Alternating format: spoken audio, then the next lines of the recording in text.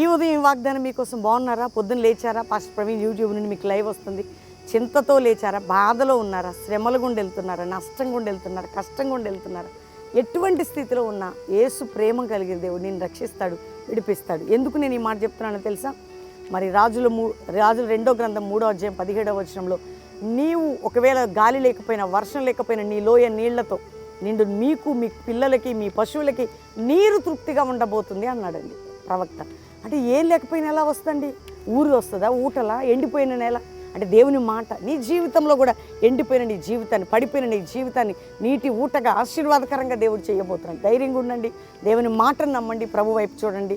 తండ్రి ప్రతి బిడ్డని ఆ వాగ్దానం నెరవేర్చి రక్షణ, మారు మనసు, పాపక్షమాపణ, రోగం నుంచి, శాపం నుంచి, అప్పుల నుండి, అన్నిటి నుంచి విడుదల, ఏ బంధకంలోనూ తెంచి వారిని ఆశీర్వాదకరమైన పాత్రలుగా చేసి వర్ధిల్ల చేయమని దీవిస్తూ శుభములను పలుకుతూ యేసు నామములో అడుగుచున్నాం తండ్రి.